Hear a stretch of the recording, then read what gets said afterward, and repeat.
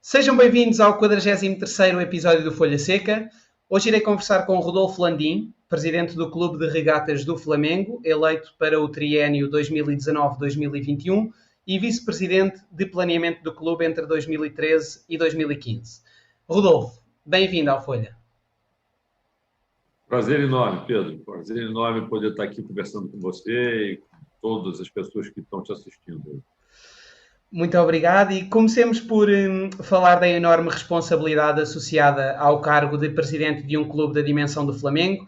O Rodolfo conta uma história muito curiosa que traduz bem esse mesmo peso que essa posição implica, que aconteceu logo após a sua eleição, que foi quando um sujeito o abordou na rua e lhe disse que tinha dado tudo errado na sua vida e que, portanto, a única chance para ser feliz foram as vitórias do Flamengo e que, portanto, pediu-lhe para que cuidasse bem do clube. Aquilo que eu lhe perguntava era, não apenas o presidente, mas também tudo o que diz respeito a executivos do futebol, a jogadores, etc., é preciso ter um grande arcabouço mental para poder, na verdade, trabalhar no clube, não? Verdade, Pedro. Assim, são 42 milhões de pessoas, né, que torcem pelo Flamengo. Né? O Flamengo é o time mais popular do Brasil, de um país onde as pessoas são apaixonadas por futebol, que nem em Portugal, né? Totalmente apaixonadas por futebol. E 20% das pessoas que vivem no Brasil, aproximadamente, né, torcem pelo Flamengo. A gente acredita até que é um pouco mais do que isso, né? Porque quando as pesquisas são feitas, elas são muito sempre direcionadas para as capitais, aonde, às vezes, os clubes locais têm uma certa participação maior. Quer dizer, no interior do Brasil, o percentual de rubro-negros ainda é maior. Mas, de qualquer forma, a gente está falando aí de mais de 40 milhões de pessoas. Então, é uma responsabilidade muito grande, né? Poder estar trabalhando em algo que impacta diretamente o humor e a emoção, vamos dizer assim, de todas essas pessoas ao longo da sua vida, né? Mas é interessante, é algo que eu resolvi, vamos dizer assim, aceitar esse desafio, principalmente porque eu sabia da capacidade que o Flamengo tem, não só como time, mas como instituição, né? E poder resgatar, vamos dizer assim, esse orgulho que essas pessoas têm de poder torcer pelo Flamengo, né? Porque o Flamengo já vinha há muitos anos sem ter grandes títulos, né? Há 10 anos praticamente sem ter um título brasileiro, teve um título da Copa do Brasil, mas não de Campeonato Brasileiro.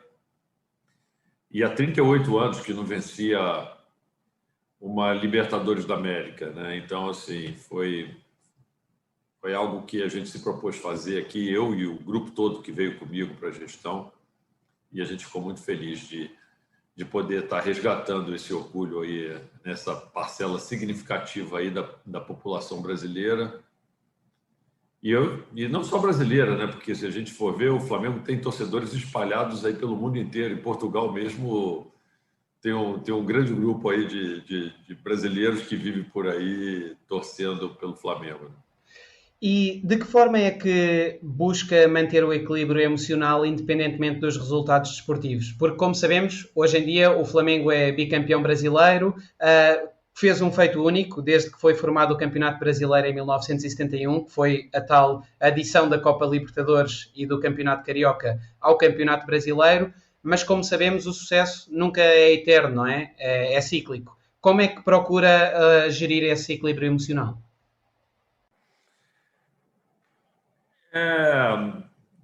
Eu diria que a minha formação, eu trabalho sou engenheiro de formação e administrador também, e administrei grandes empresas com milhares de empregados minha vida inteira, né? Até minha mulher brinca comigo, né? Porque diz que eu sou o sujeito mais racional que ela conheceu em toda a vida dela, né? E o único momento onde, quer dizer, isso desequilibra um pouco é quando a gente fala de Flamengo, né? Porque ali é o espaço que eu me dou para poder para poder abrir minha emoção também, colocar um pouco dela para fora. Então, assim, de fato, eu diria que eu guardo os momentos aqui de mais de razão, de racionalidade para as tomadas de decisões que a gente precisa ter como administrador de uma instituição, né? E deixo a paixão só para o momento que eu estou assistindo lá os jogos, então para aquele momento ali. Mas saindo dali, volta a cabeça do administrador aqui, que tem que colocar a mente acima do coração, né? Porque, no fundo, o clube precisa de equilíbrio para poder continuar seguindo em frente, né? Claro, claro, claro. O Rodolfo diz algo com o qual eu me identifico a 100%, que é jamais acreditem quando vos disserem que a responsabilidade de algo não é do presidente da instituição, porque na verdade é ele quem tem o poder para transformar as coisas. E eu perguntava exatamente isso, que é, de facto, acaba por ser fundamental, de modo a alcançarem-se resultados de excelência de uma forma regular, que o presidente de uma determinada organização assuma a responsabilidade sobre todos os assuntos, sem qualquer exceção, não é? É verdade.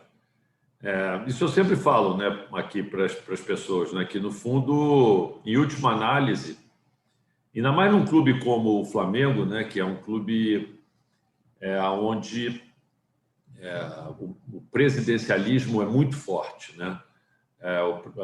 A força do presidente dentro desse clube aqui ela é enorme, né?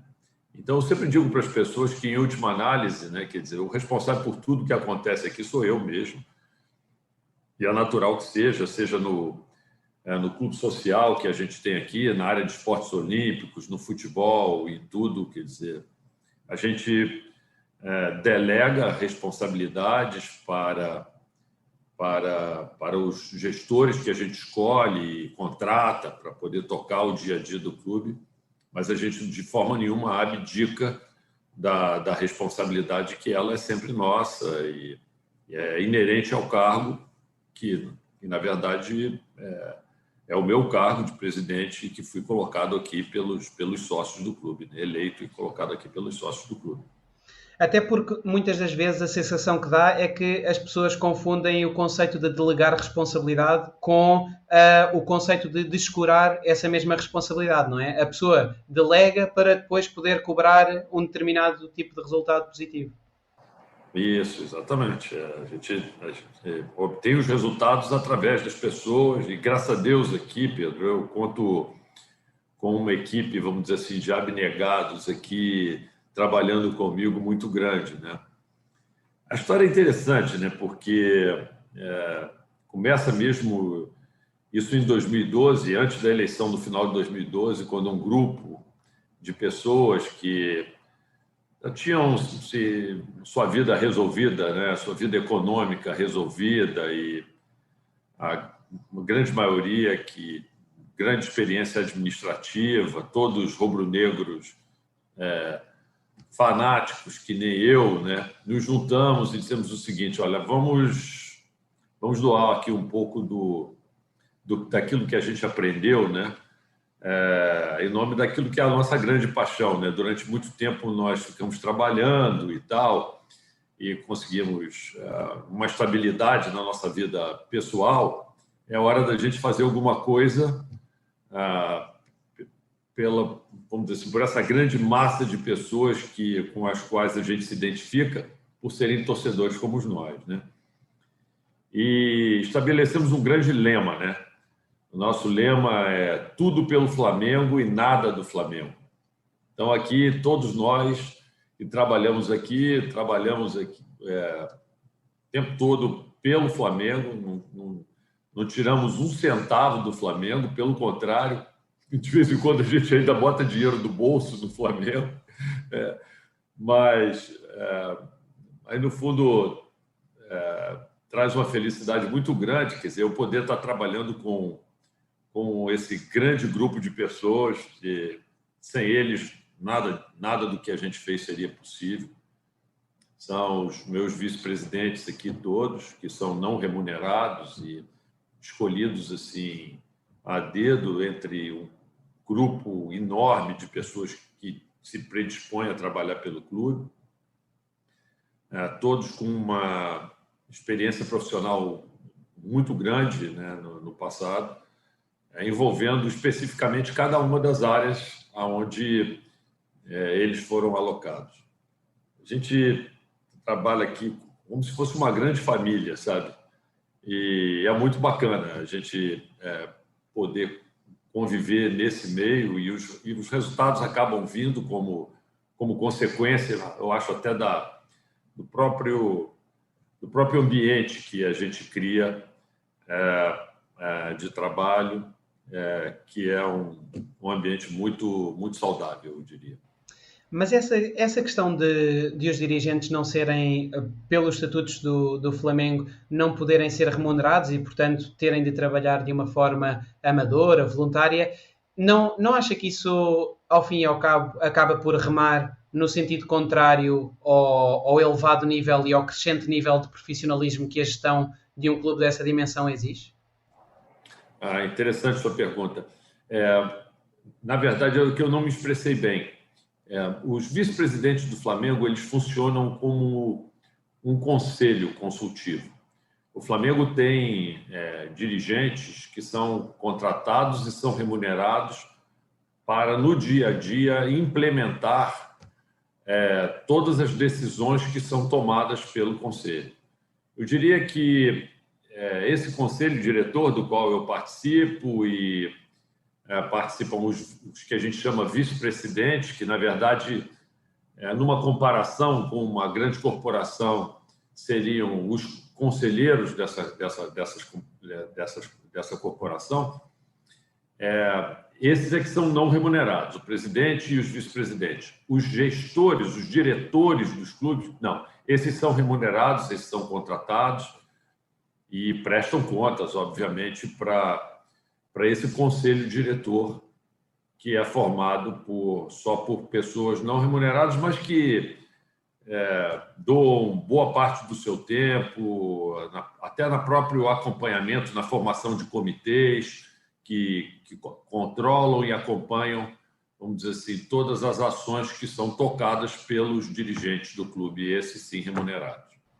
Ainda assim, o facto, por exemplo, o Rodolfo trabalha no clube a tempo inteiro, não é? Então, o Rodolfo hoje trabalha no clube o tempo inteiro porque eu tinha minhas atividades profissionais, mas eu acabei me vendendo a participação que eu tinha nas minhas companhias. Eu, sinceramente, imaginava no início que isso poderia ser uma atividade de tempo parcial e que me daria chance e oportunidade para que eu pudesse, vamos dizer assim, continuar a exercer a minha atividade profissional que eu exercia. Rapidamente percebeu que não era possível. Mas eu vi assim que se eu quisesse fazer as coisas bem feitas, eu ia precisar de me ocupar o tempo todo. Flamengo aqui 24 horas por semana, por dia, 7 dias por semana, o tempo todo dedicado ao clube. Mas é um período da minha vida, né? Um período que eu considero um período sabático que eu estou passando, né? Para que eu possa depois poder voltar à minha atividade profissional, fazer qualquer coisa que eu queira ter. Uma das atividades que eu vou precisar desenvolver agora é a formação de um sucessor, né? De um sucessor para poder levar o projeto adiante. E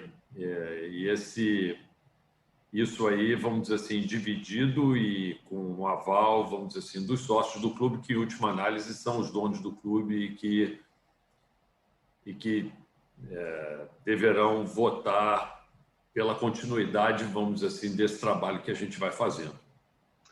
E, entretanto, em todo esse processo de gestão do clube, algo que é, obviamente, fundamental é a cobrança de resultados, que também já mencionamos. E, como já disse, tem de se avaliar a qualidade de trabalho de toda a gente num clube, desde o nutricionista ao departamento médico, examinando-se, por exemplo, alguma coisa, algo que não se fala muito, que é, por exemplo, o tempo necessário para a recuperação dos jogadores lesionados, E como também já teve oportunidade de comentar, trata-se de algo que, ao fim e ao cabo, será muito importante no próprio rendimento do departamento de futebol.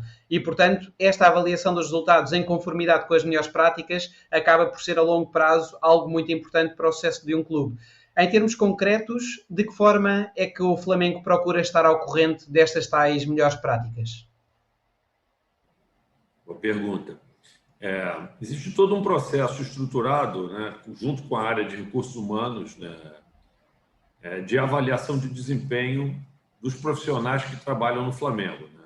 E aí passa, vamos dizer assim, pela área administrativa, com metas pré-estabelecidas e remuneração variável.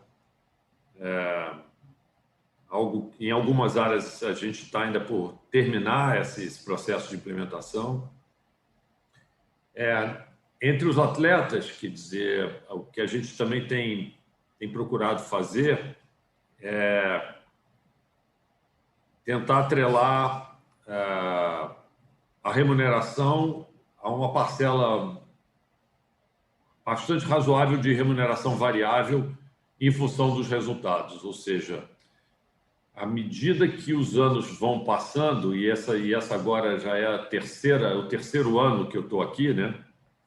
O que a gente foi modificando foi cada vez mais concentrando e aumentando a premiação vamos dizer assim, quando os jogadores conseguem ganhar os campeonatos, né? E reduzindo, vamos dizer assim, a parcela de remuneração variável em caso da vitória do título não acontecer. Ou seja, a gente, antigamente, por exemplo, os jogadores acabavam recebendo uma remuneração que era uma parcela da remuneração que o clube ganhava de premiação pelo campeonato. Hoje, eles podem ganhar mais do que o clube vai receber de premiação, desde que eles ganhem o campeonato. Se eles não ganharem o campeonato, eles não vão ganhar remuneração nenhuma. Então, assim, cada vez a gente está trabalhando mais para que possa alinhar a remuneração variável dos atletas a, de fato, os títulos, que é o que a gente quer e que é o que a torcida deseja, entendeu? Então, assim, isso tem dado certo, né? Porque, se a gente for ver, nos últimos 2 anos, a gente começou a fazer isso, nós ganhamos os 2 últimos campeonatos brasileiros e na Libertadores, dos 2, a gente ganhou uma Libertadores, né? Então... E isso o clube tem feito mais de cara às novas contratações ou inclusivamente tem feito renovações de contratos já nesse sentido, mais variável? Não, os contratos mais antigos, o que a gente fez, né? Já tinha lá estabelecida a remuneração sem remuneração variável. O que a gente modificou foi a negociação da premiação, que é algo que a gente faz por fora todos os anos. Em alguns profissionais que a gente já vem contratando mais recentemente, é que a gente vai incluindo isto, o critério da remuneração variável, já no contrato dele. Okay. Então, eu diria que jogadores que já estão contratados há mais tempo, que já estavam aqui antes da minha chegada, isso não ocorre. O que ocorre é a discussão da remuneração variável, que antes era negociado com os jogadores da forma que eu comentei, né, como um percentual fixo da remuneração que a gente acabava recebendo pelo campeonato. E, a partir de agora, o que a gente tem conversado e mostrado e concordado em pagar é uma remuneração muito alta em caso de grande resultado e, basicamente, inexistente a depender da posição que o clube alcançar. Até porque a gente entende que, pelo esforço que o clube fez de investimento, com a equipe que montou, é importante que eles entendam que o resultado esperado deles é um resultado bastante alto. E recuando agora mentalmente no tempo, afirma que o que o levou a concorrer à presidência do Flamengo em 2018 não foi tanto o sentimento de que faltava planeamento à gestão do clube, mas sim que as restantes fases fundamentais dessa mesma gestão não estavam a ser respeitadas. Falamos da execução, avaliação e correção de rumo, que por sua vez antecederá um planeamento subsequente visando a melhoria de processos. Destas 4 fases, talvez as 2 últimas, a avaliação e a correção de rumo, acabem por ser as mais complicadas, não concorda? Pelo visto, você já estudou bastante minha vida, né?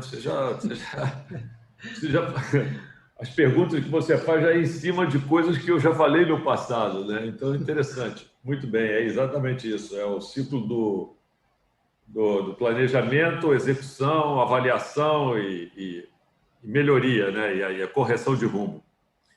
De fato, eu via que isso não ocorria, isso era algo que eu via que não ocorria. Acho que me precisava modificar a forma de tomada de decisão também, em alguns processos que são processos críticos no clube, que envolvem, vamos dizer assim, o consumo de grandes recursos, da maior parte dos recursos do clube, que é o processo, por exemplo, de contratação de jogadores, né? Porque no momento em que você vai fazer a contratação de jogador, isso envolve não apenas o recurso que você coloca na frente para poder trazer o jogador, como também você assina um contrato de longo prazo que compromete o clube por um período muito longo, às vezes com salários muito altos, né? Então, esse processo de contratação é um processo muito crítico. É um processo onde um erro custa muito caro, né? E pode prejudicar, vamos dizer assim, todo o planejamento futuro, porque você vai...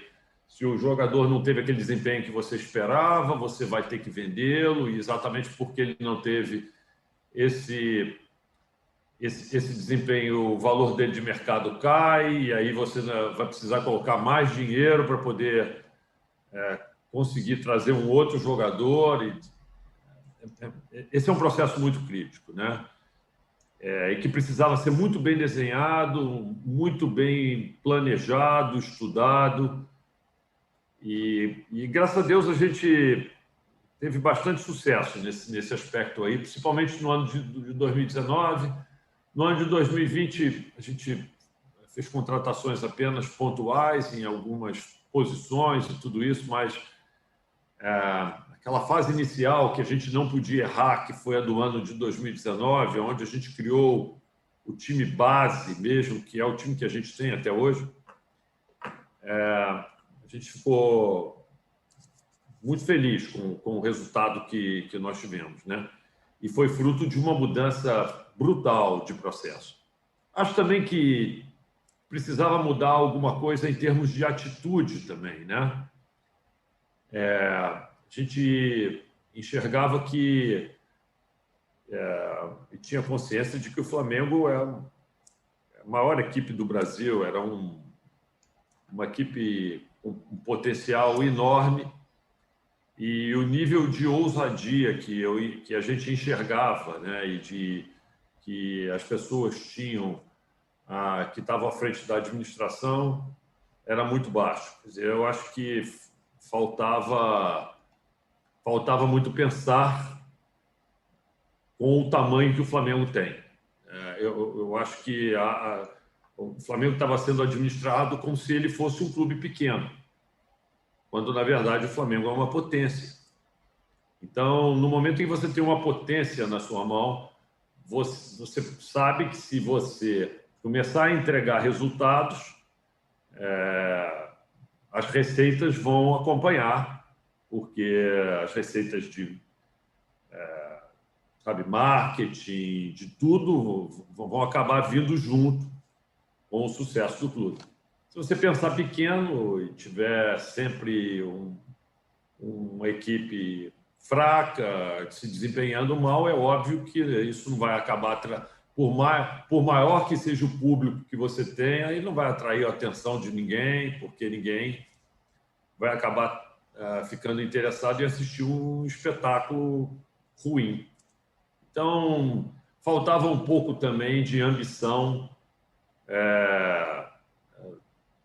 na administração, na nossa maneira de ver. E há pouco falava sobre o processo de aquisição de um jogador, que, como também já teve a oportunidade de referir, acaba talvez por ser o processo mais importante da vida de um clube, precisamente pelos motivos que também já comentou. E como vice-presidente do clube, teve a oportunidade de poder participar na alteração um bocadinho destes processos, não é? E como também já o ouvi comentar, que é muito interessante, cada vez que passava um determinado orçamento e umas determinadas prioridades para o reforço da equipa desportiva, muitas das vezes deparava-se com a dificuldade que era porque a equipa do futebol apresentava muitas vezes outras alternativas que não eram tão prioritárias. E daí que este papel de meter calma nesse processo e direcionar a equipa para aquilo que é de facto prioritário acaba por ser muito importante. Para além disto, aquilo que eu também gostaria de lhe perguntar é: tão importante como selecionar e contratar o jogador correto, acaba também por ser a celeridade com que se vai ao mercado, não é? Porque hoje em dia o mercado é global e, portanto, existe muita concorrência a nível mundial. Verdade. Então, vamos lá. Pegando um pouco, como eu falei anteriormente, você já estudou bastante aqui de Flamengo, viu? Bom, é isso mesmo. Quer dizer, naqueles primeiros anos que a gente ficou aqui, quer dizer, a gente uma das coisas que incomodava muito quando eu cheguei, né, na época do planejamento e orçamento, é que os gestores que estavam antes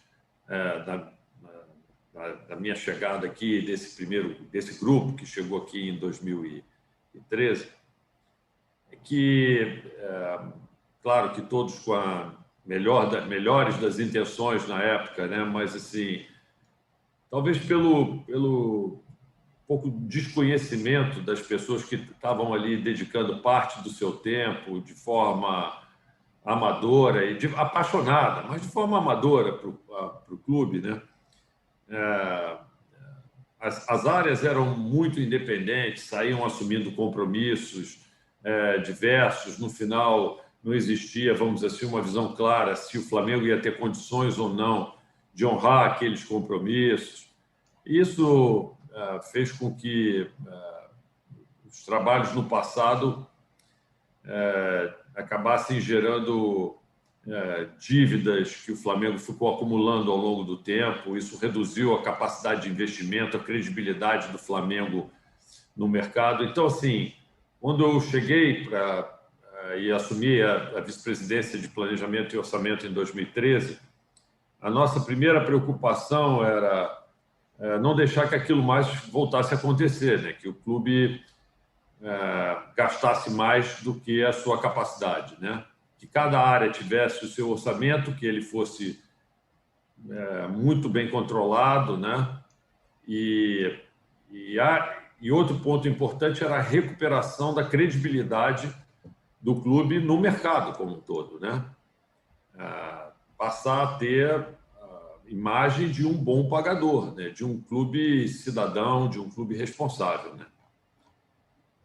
Demorou um tempo para que a gente pudesse, vamos dizer assim, fazer esse resgate da imagem, né? E, de fato, a gente ficou de 2013 a 2015. Eu acho que foi quando o Flamengo começou a ser visto de forma diferenciada. Em 2016, nós saímos do grupo de gestão do clube, ficamos fora de 2016 a 2018, e quando voltamos em 2019, continuamos aquele trabalho que a gente iniciou em 2013. De fato, você passou, no seu comentário, você passa também pelo fato de ter melhorado esse processo crítico, que é o processo de contratação, que a gente já tinha comentado sobre ele, que é realmente um processo fundamental. E você falou da celeridade, da velocidade da gente poder ir a mercado e contratar. É fato que é um mercado global e tudo isso, Mas a coisa mais importante, eu diria, no equacionamento desse trabalho é ter colocado, vamos dizer assim, O comitê. gente competente, estruturada, e que faz uma avaliação e consegue fazer uma avaliação não só dos nossos atletas, né, olhando para a base do Flamengo, identificando quais são os atletas da nossa base que podem eventualmente ocupar uma posição dentro do nosso plantel que será necessária, ou pelo desligamento de jogador, ou pela substituição por aposentadoria, pelo que for, pela saída de um jogador, mas também uma visão clara do mercado dentro, vamos dizer assim, das possibilidades orçamentárias do Flamengo, porque se a gente precisar de 2 atacantes, por exemplo, a gente não precisa, mas vamos supostamente imaginar que a gente precisasse de 2 atacantes, a gente poderia dizer o seguinte: olha, eu quero contar aqui com o Neymar e com o Cristiano Ronaldo. Todo mundo quer, né? Quem não quer?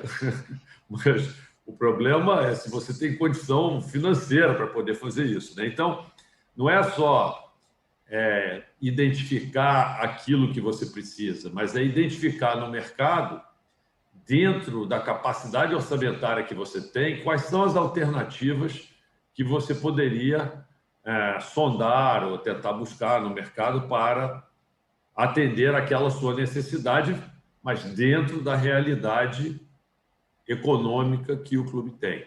Que isso é muito importante também, né? Você saber exatamente qual é o seu limite. Porque se deixasse para a torcida, é o que eu falei, né? Messi, Neymar e Cristiano Ronaldo. Fechava amanhã, fechava no dia seguinte o clube. Exatamente. Mas, não, e algo que também sempre referiu como sendo algo que não permitia, na sua opinião, o clube dar o passo em frente, era também a própria centralização de poderes no diretor de futebol. E, portanto, o clube acabou, pela sua direção, por criar um comitê para discutir essas mesmas decisões. Aquilo que eu perguntava é qual é que é para si a quantidade de pessoas indicada neste comitê, porque se é verdade que o comitê pode ajudar, demasiadas pessoas também iriam acabar por provavelmente atrapalhar no processo. Por isso era um bocadinho ouvir também aqui a sua opinião sobre Bom, isso. exatamente. Esse comitê tem, na verdade, 5 pessoas só. Esse é um comitê que, óbvio, é um comitê de assessoramento a mim, mas ele envolve basicamente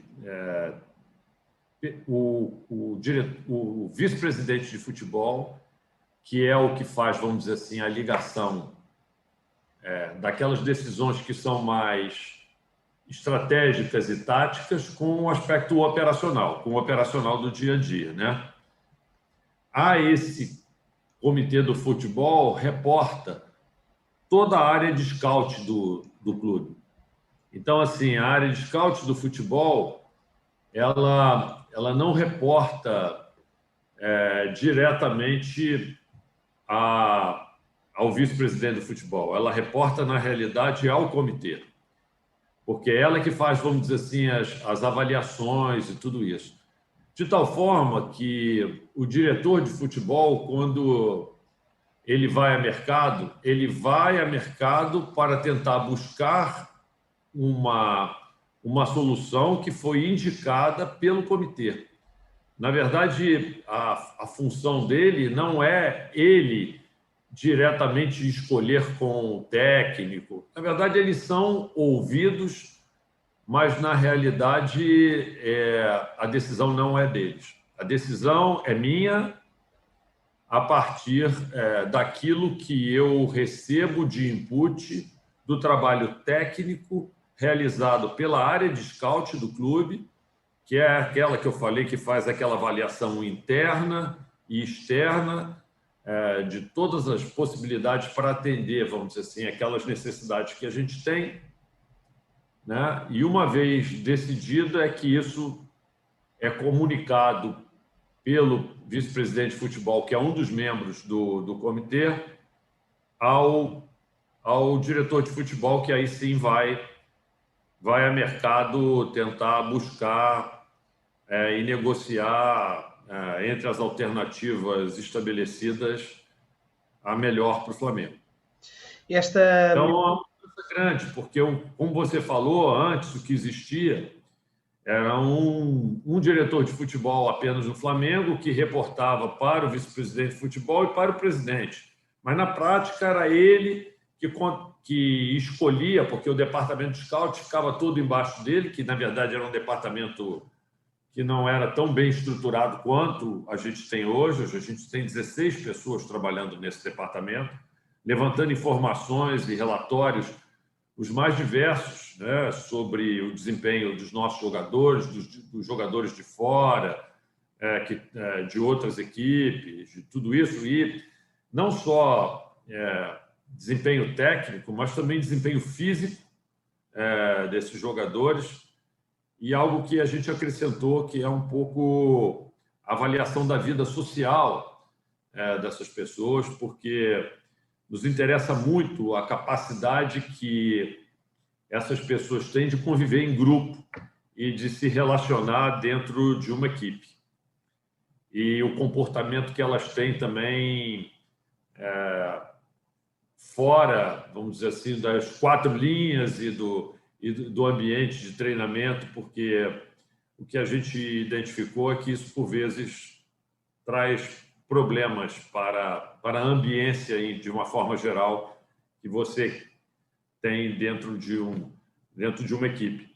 E esse também acho que foi algo positivo, porque se a gente pode dizer que a gente está feliz com alguma coisa que a gente teve ao longo desses 2 anos, eu acho que a ambiência que a gente tem entre os jogadores e o grupo que a gente criou, ela é muito boa, e eu tenho certeza que isso foi muito importante, até para que a gente pudesse, vamos dizer assim, sair de situações difíceis que a gente enfrentou ao longo do ano passado, com todos esses problemas de paralisação de jogos por causa de Covid, depois lesões que a gente teve, tudo isso. O fato de você ter um grupo muito unido, né, ajudou muito para que a gente pudesse dar a volta por cima e terminar o campeonato na frente, sendo campeão.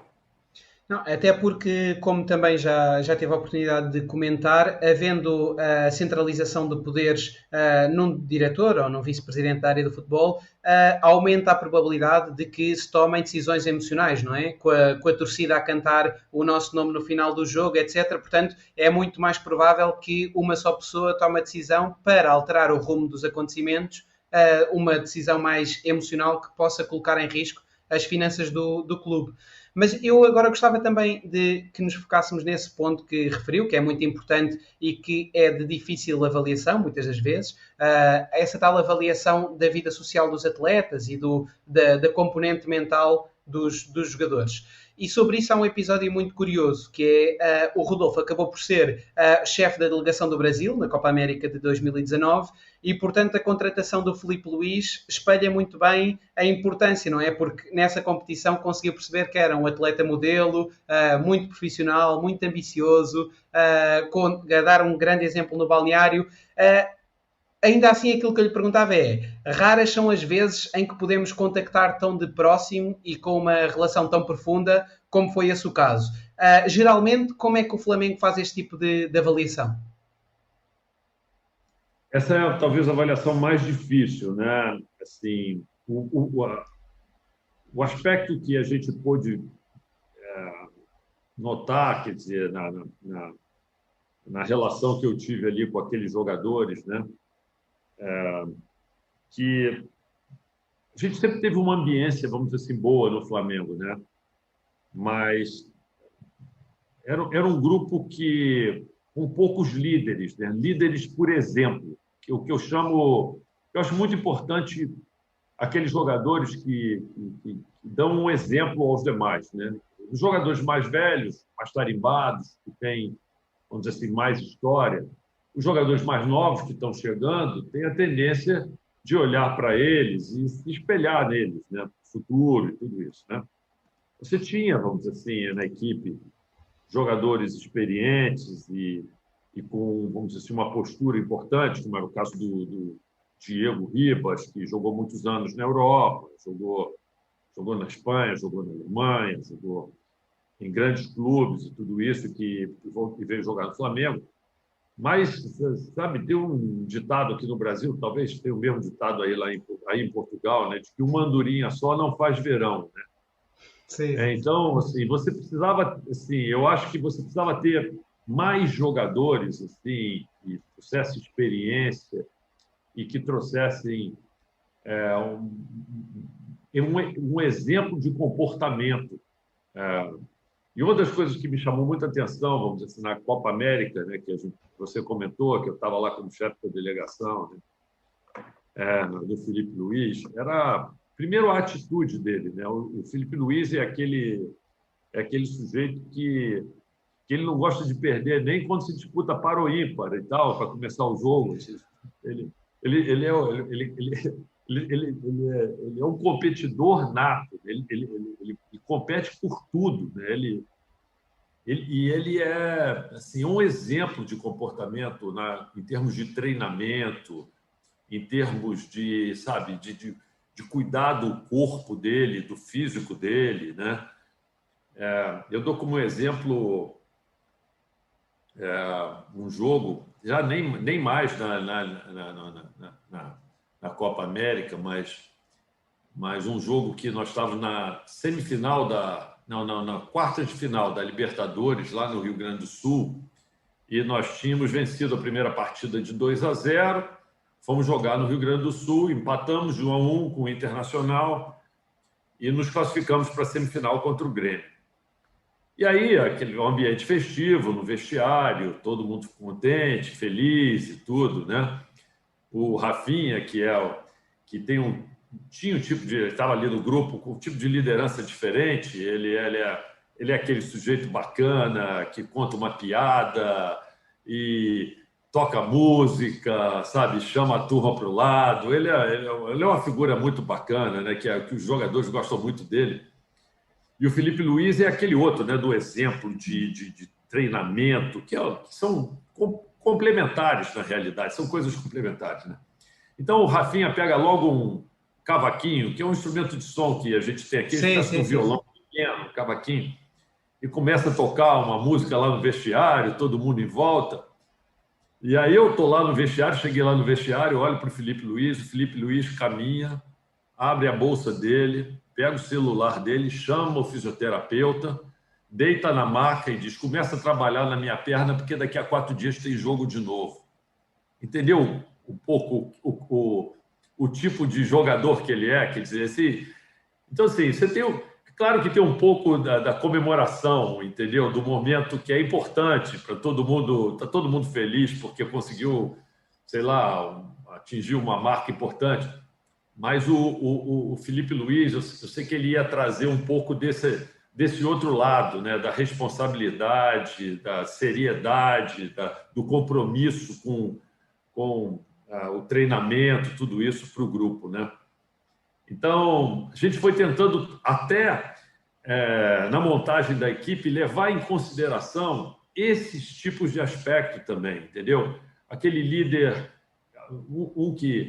que claro que pelo exemplo, mas que saiba, vamos dizer assim, que contagiar positivamente o grupo, falar as coisas que o grupo precisa ouvir dentro de campo, aquele que vai liderar pelo exemplo, no comportamento fora de campo e nos treinamentos, aquele que vai conseguir construir um ambiente positivo. Ou seja, na hora da montagem de um grupo, quer dizer, eu acho que é necessário a gente ter um equilíbrio, não é? Em consideração. Oi? Claro. Ter um equilíbrio, não é? Dos vários perfis. Exatamente, para ter um pouco de cada coisa, né? Para você poder gerar um equilíbrio e criar uma ambiência positiva sobre diversos aspectos, né? Mas na prática, como é que o clube normalmente, não tendo a oportunidade de ter uma observação tão próxima, como é que acaba por fazer? É mais baseado no contacto com outros profissionais que já tenham trabalhado com os atletas, mais nesse sentido? É isso. Esse aspecto social tem um pouco. Hoje a vida dos profissionais, quer dizer, é mais fácil da gente acompanhar, né, com o Instagram, com o Facebook, com tudo, né, que assim, as pessoas acabam mostrando um pouco do que elas são, da forma com que elas se comportam e tudo isso, né? Mas Claro. é, mas é muito em função de informações, como você falou mesmo, né? De troca de informações com profissionais que você conhece, que já atuaram em outras áreas. A gente procura se cercar desse tipo de informação também. Eu não digo que é a mais importante informação no processo de tomada de decisão de quem a gente vai trazer, mas eu digo que para você que isto é uma informação relevante no processo e que já foi, vamos dizer assim, fator que nos fez desistir de contratar profissionais do passado. Ok, ok. E para além disso, a nível de scouting, a equipa, qual é que é o uso que a equipa faz atualmente do Big Data, da análise da grande quantidade de dados disponível hoje em dia sobre os jogadores? A gente ainda não chegou nesse nível, não. O que a gente faz, vamos dizer assim, levando em consideração esses softwares que tem disponíveis aí no mercado, tudo isso, quer dizer, avaliando cada jogador, a gente tem os nossos analistas que revêem as partidas diversas vezes, fazem os levantamentos, mas não a nível do Big Data, da forma com que o Big Data é estruturado e utilizado Ok.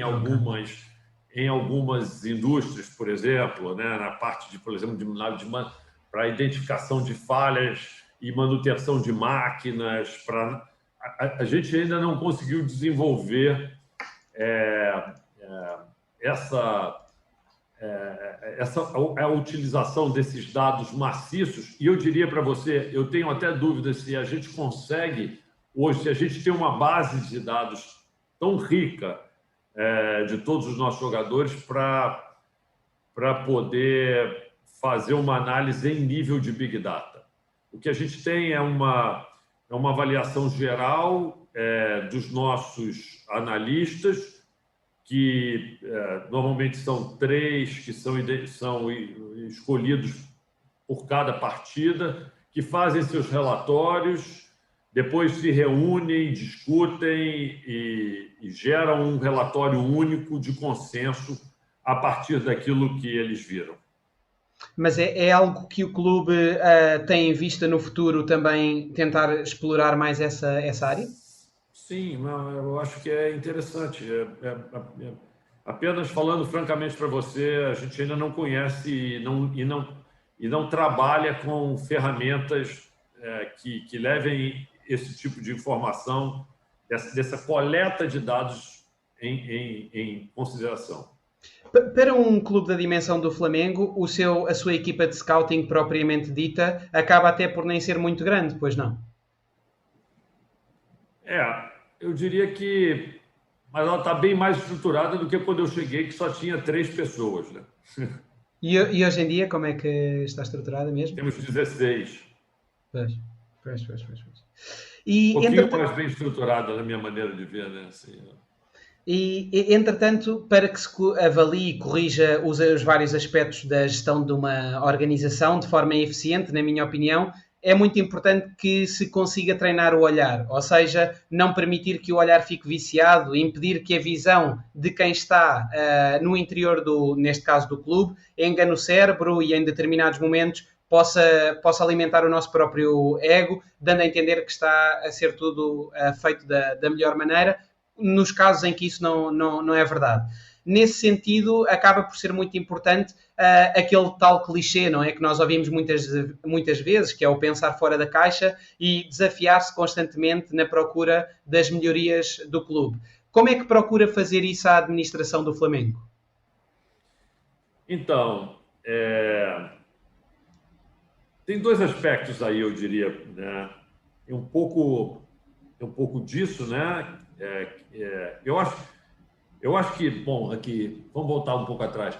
O que você falou é válido, mas é válido não só para o futebol, tá? É válido para toda a administração do clube, né? A gente tem que pensar fora da caixa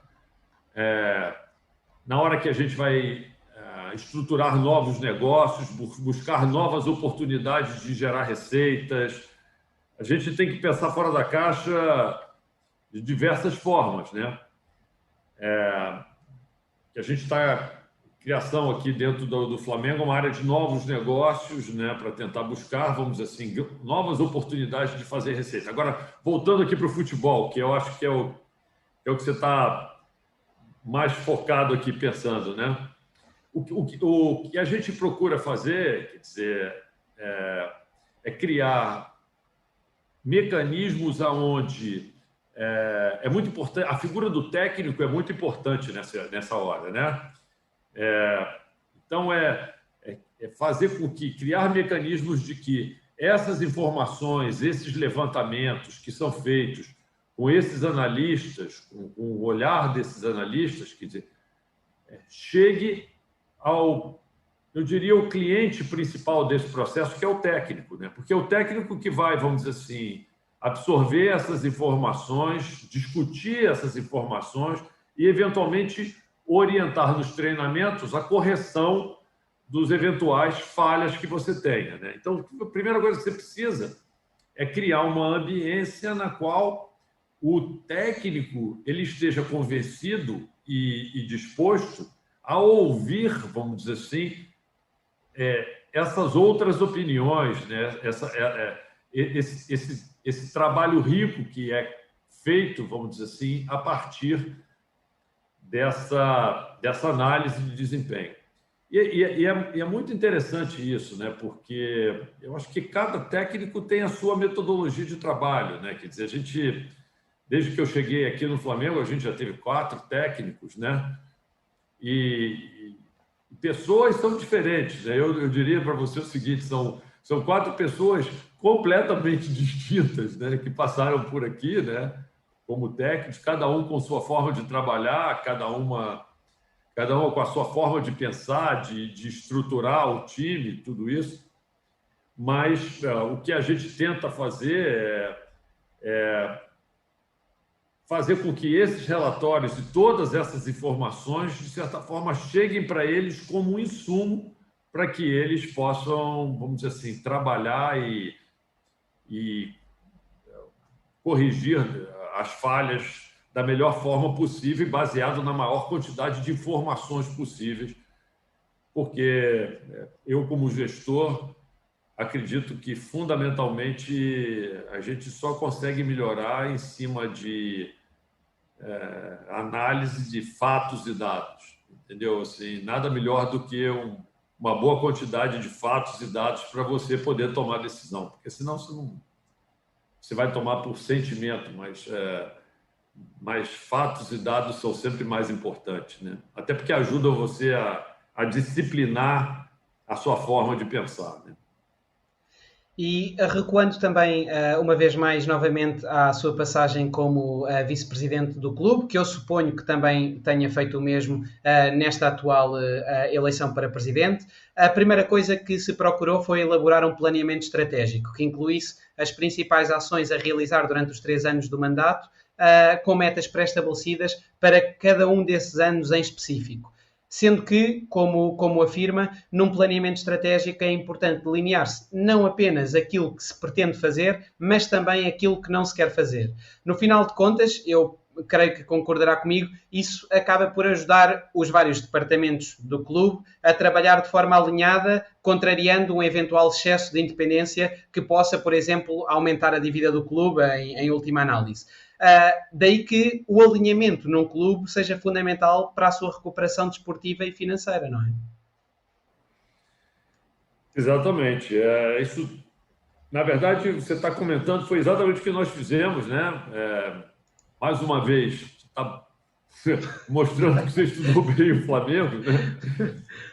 O grande problema, Pedro, nessa história, que foi o seguinte, é que o cenário que nós traçamos não envolvia isso que aconteceu, que foi esse impacto mundial dessa Covid que mexeu totalmente com a forma de... Então, assim, nós tivemos um primeiro ano, eu diria que praticamente perfeito. Tivemos um azar danado, quer dizer, tivemos um acidente, o pior acidente da história do Flamengo, quer dizer, logo nos primeiros dias da minha administração aqui, que foi um acidente que teve uma fatalidade, que envolveu uma série de jogadores do Flamengo, mas a gente conseguiu se recuperar, apesar daquilo, até do impacto emocional que aquilo causou, e tivemos um ano, em termos de resultados esportivos, e eu diria não só no futebol, tá? Eu diria generalizadamente no basquete, no remo, em todos os esportes que a gente se predispôs a disputar. Nós tivemos um ano excepcional, talvez o ano mais perfeito da história do clube, né? Onde tudo deu muito certo e as expectativas eram as melhores possíveis para o ano subsequente, né? E aí nós tivemos esse problema da Covid que impactou muito, quer dizer,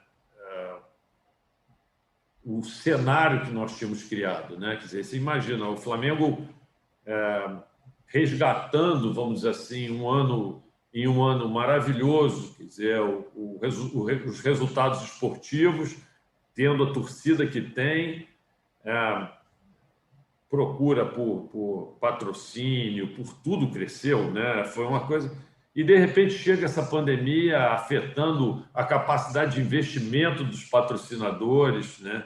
Tirando o público, que foi uma receita muito importante do Flamengo, dos sócios torcedores também.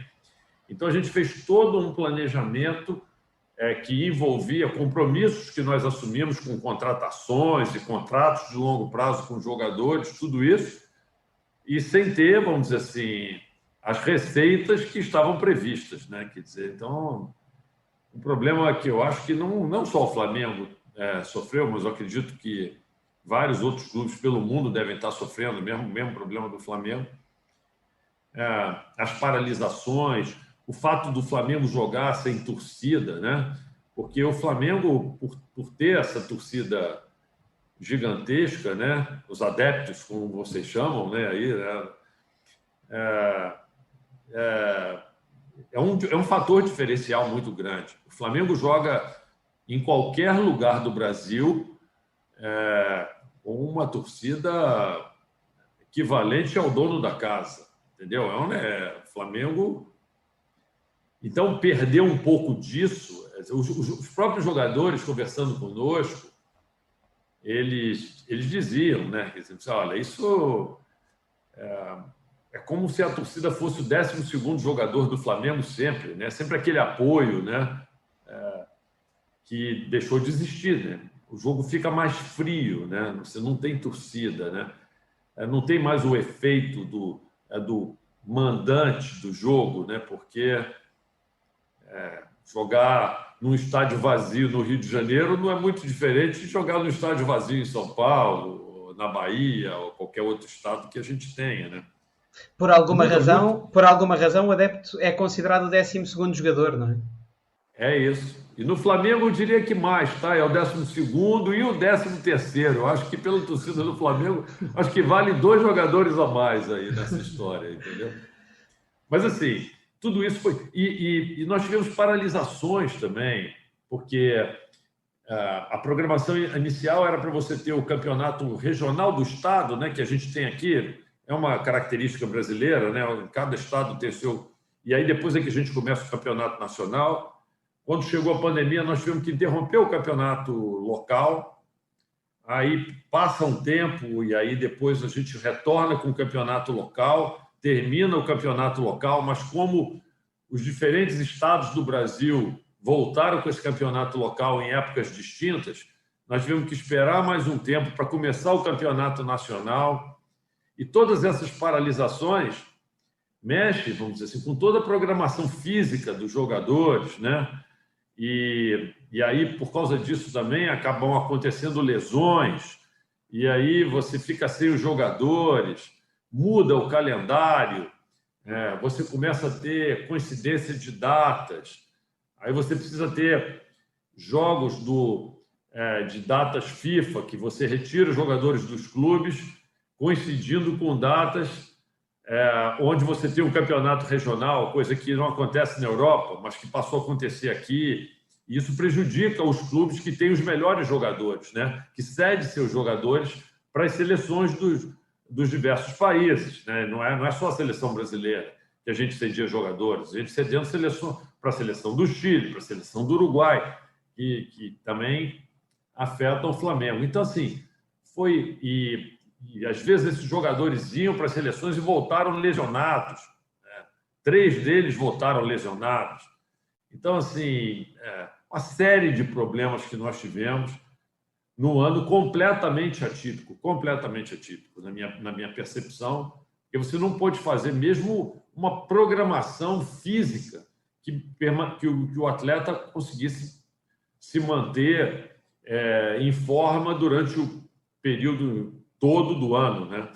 E, inclusive, foi estendido muito além do que era esperado no início do ano. A gente esperava terminar o campeonato no início de dezembro e fomos terminar o campeonato no final de fevereiro. Quer dizer, adiamos praticamente 3 meses aí com essas paralisações e todos esses problemas que eu falei. Quer dizer, foi um ano totalmente atípico, que acabou afetando o desempenho. Graças a Deus, nós conseguimos ainda terminar como campeões, mas afetou sobremaneira também todo o aspecto do planejamento econômico e financeiro do clube.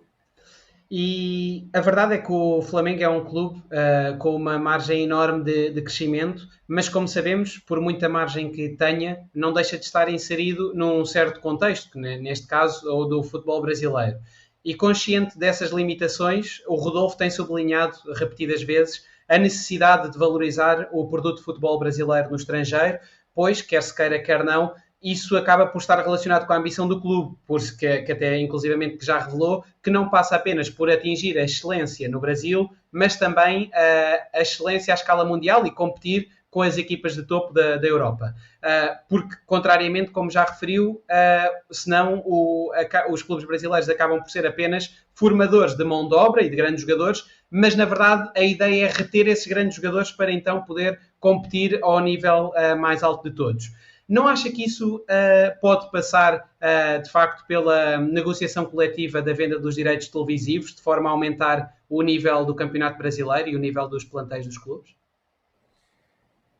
É uma boa pergunta. A negociação coletiva, eu acho que é um caminho natural, né? É um caminho natural pelo qual a gente vai ter que passar. Mas eu acho que tem várias coisas que precisam modificar.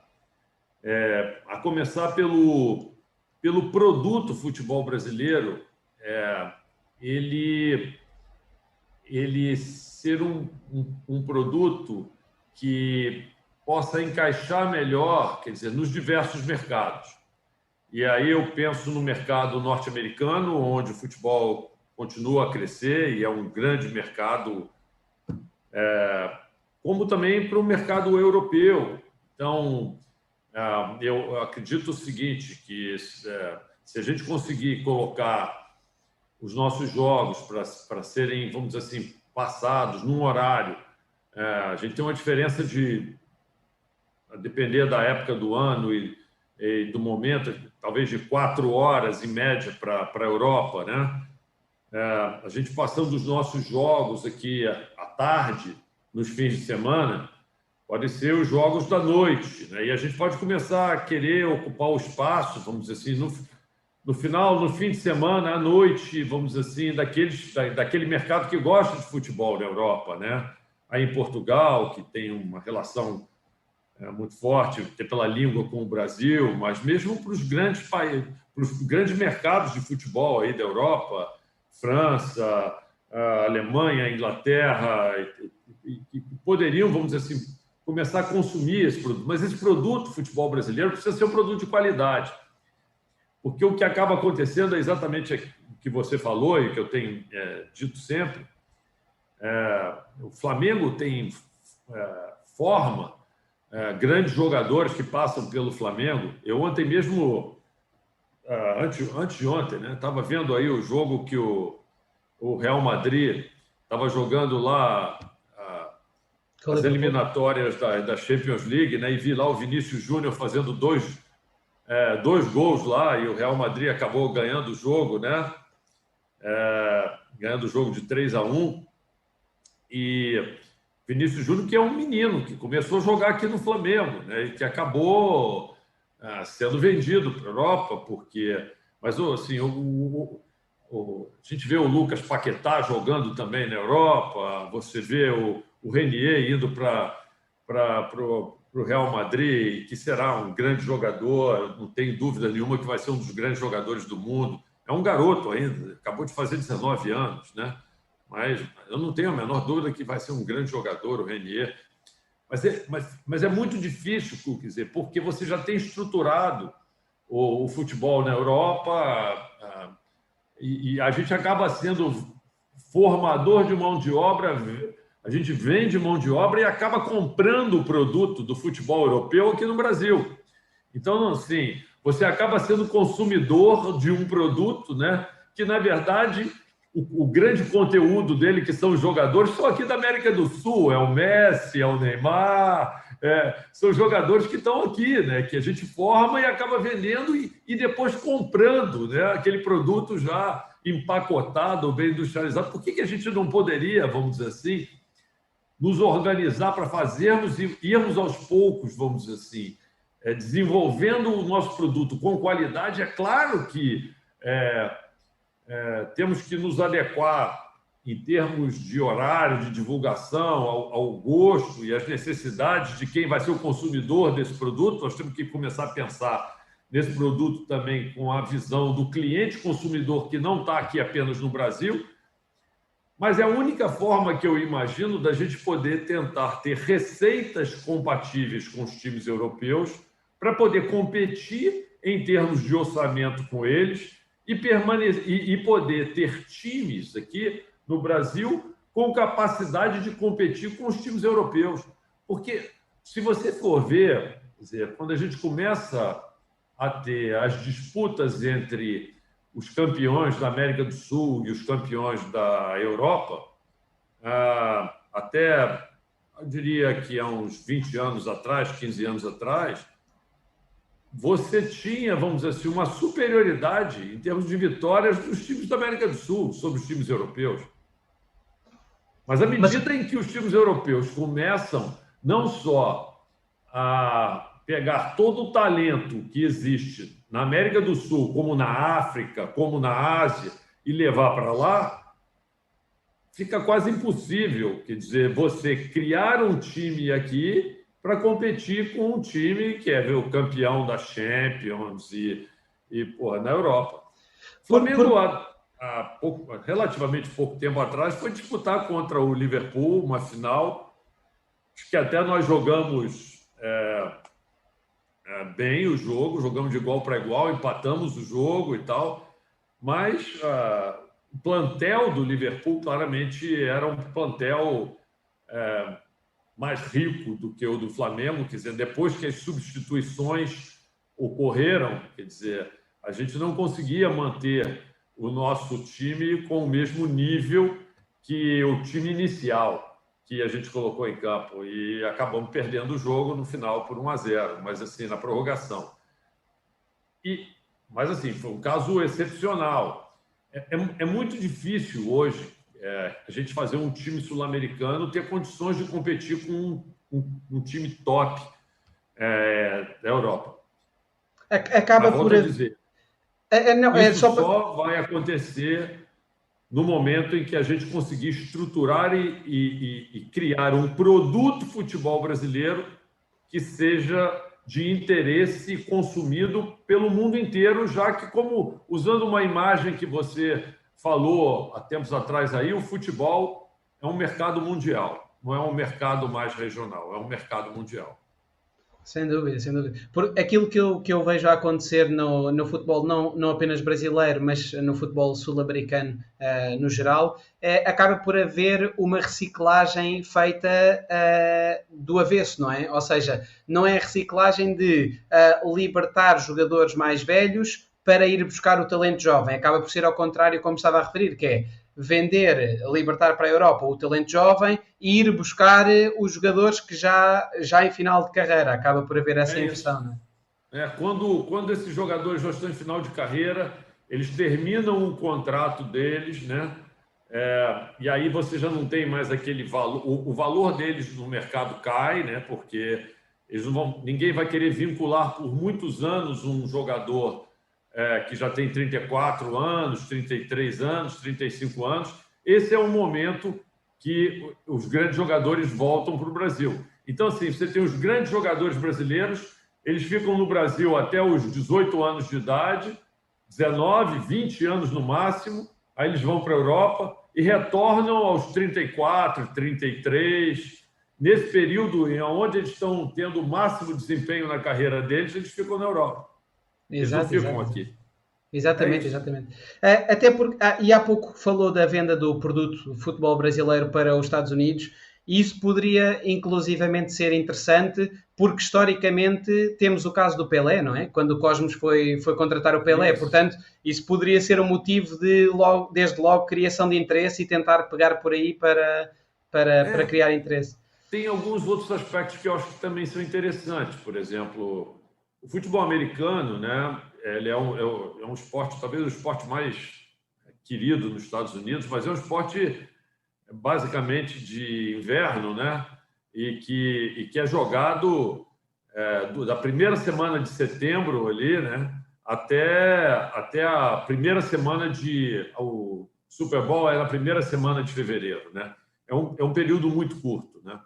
E se você for ver, você poderia idealizar um produto aqui no Brasil para ser complementar, né? Quer dizer, no momento em que o futebol americano ele estivesse, vamos dizer assim, terminando o seu campeonato, você poderia estar começando esse campeonato de futebol brasileiro, né?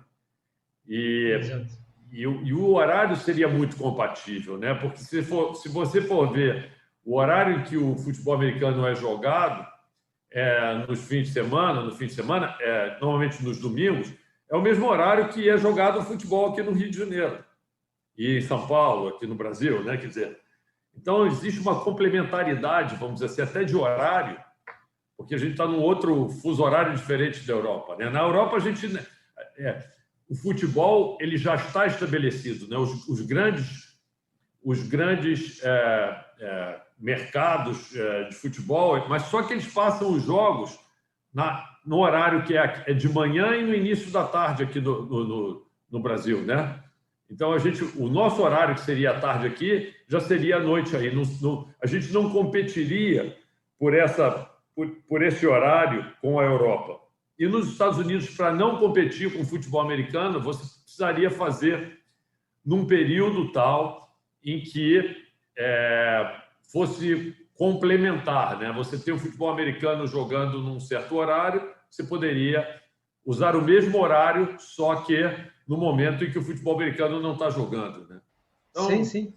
Ideias assim para a gente preparar o nosso produto, né? Preparar esse produto futebol brasileiro para procurar vender ele para fora. É um pouco disso que eu tenho, é um pouco dessa ideia que eu tenho tentado dividir com os meus colegas presidentes dos demais clubes do Brasil. Exato, nem que seja adaptar o seu modelo competitivo para indiretamente torná-lo mais forte, não é? A médio e longo prazo. Inclusivamente já referiu numa reunião da CBF contra aquela corrente que procura o ganho de curto prazo, que nem que seja de graça, não é? Nem que se transmita no exterior de graça. Porque também, inclusivamente porque o próprio futebol coreano, conforme também já comentou, tem mais gente a assistir no exterior do que o brasileiro. Imagina, né? Com todo respeito ao futebol coreano, quer dizer, o Brasil que já ganhou 5 Copas do Mundo, entendeu? Exato. Poxa, Exato. não é possível que a gente tenha um produto que seja menos atrativo do que o do futebol coreano. Quer dizer, volto a dizer, com todo respeito, um país que tem uma população, sei lá, que é menos de um quarto da população brasileira e que não tem a tradição que o Brasil tem de futebol, né? Então, assim... Não, ironicamente, inclusivamente, porque uma parte do interesse de algumas pessoas que da parte da assistência inclusivamente local dos jogos coreanos são jogadores brasileiros, porque são jogadores que também vão terminar a carreira na Coreia. Portanto, é verdade. É um ciclo, não é? E com relação a esse aspecto que você comentou aí, nem que seja de graça, é porque havia uma discussão muito grande lá quando a gente foi fazer a venda dos direitos internacionais, né, do campeonato, né, e o futebol brasileiro não era mostrado, né? Então, assim, para você poder ter o interesse de outros países no teu futebol, a primeira coisa que precisa acontecer é que eles precisam ver o futebol. Então, não tinha ninguém. Você está começando a querer criar um mercado. Eu falava, gente, está de graça, nem que seja de graça. Daqui a 3 anos você já criou um mercado para isso, aí você vai lá e começa a cobrar. Mas você precisa começar, entendeu? E aí as pessoas, com aquela visão de muito curto prazo, entendeu? Dizem o seguinte, não, tem que me pagar agora alguma coisa. Esquece, nem, eu estou preocupado com alguma coisa... E 3 anos passa muito rápido, sabe, Pedro? É um negócio assim, de uma hora para outra já passou 3 anos, entendeu? Então, você tem que começar a criar a mentalidade que você precisa construir um mercado para o futebol brasileiro, que ficou para trás, em termos de desenvolvimento nesse mercado que você muito bem falou. É hoje um mercado mundial e que os clubes europeus souberam aproveitar isso muito melhor para poder melhorar as suas receitas e, com isso, melhorar a qualidade do seu futebol. Mas pensando na valorização do futebol brasileiro no estrangeiro, ao dia de hoje, como é que se constrói uma equipa para competir com equipas de topo na Europa, quando nós sabemos que aproximadamente metade do custo do Neymar é o custo total do plantel do Flamengo? Então... É isso, assim, não dá para fazer de uma hora para outra, não, Pedro. Tem que ser devagar, tem que ser... É um projeto de vários anos, né? Você tem que criar um produto, começar a mostrar o teu produto, depois você começa a criar regras para, vamos dizer assim, saída dos jogadores do Brasil. Eu particularmente acho que a gente precisa tentar proteger um pouco mais o mercado brasileiro no início, vamos dizer assim, da carreira dos jogadores, para fazer com que esses jogadores fiquem aqui no Brasil. Se você for olhar hoje, quer dizer, os jogadores da seleção brasileira, quer dizer, vários dos jogadores da seleção brasileira saíram do Brasil com 18 anos. Quer dizer, eles não têm nenhuma vinculação forte com nenhum clube do Brasil. Antigamente, quer dizer, eu me lembro que quando eu acho que isso acaba até prejudicando um pouco, falando sinceramente, o valor que o brasileiro hoje dá para a seleção brasileira, para a seleção nacional. Esse é um assunto que eu tenho conversado com o presidente da CBF, inclusive, Dr. Rogério Caboclo. Por quê? Porque eu me lembro, na seleção de 1982, que foi uma grande seleção que o Brasil fez.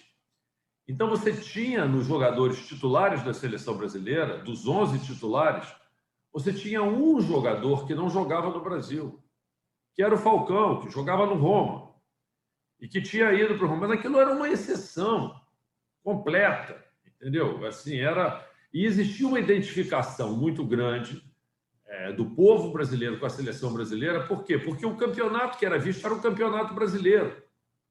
E os jogadores que faziam a seleção brasileira eram os jogadores do Flamengo, do Atlético Mineiro, naquela época, do São Paulo, sabe? Assim, eram os times que mais deram jogadores para a seleção, mas você tinha o Corinthians e tal. Então, tinha uma relação muito forte ali é porque os torcedores dos clubes queriam ver os jogos da seleção porque ali viam os jogadores dos seus clubes jogando. Isso hoje não existe mais. Entendeu? Então, assim, você perde até um pouco da identidade do torcedor brasileiro torcer para a seleção, na minha percepção. E eu acho que isso até é meio que um movimento mundial, tá? É algo que está acontecendo um pouco no mundo todo. Não é só no Brasil. Mas no Brasil, como um grande exportador de jogadores de futebol, eu acho que isso é muito forte.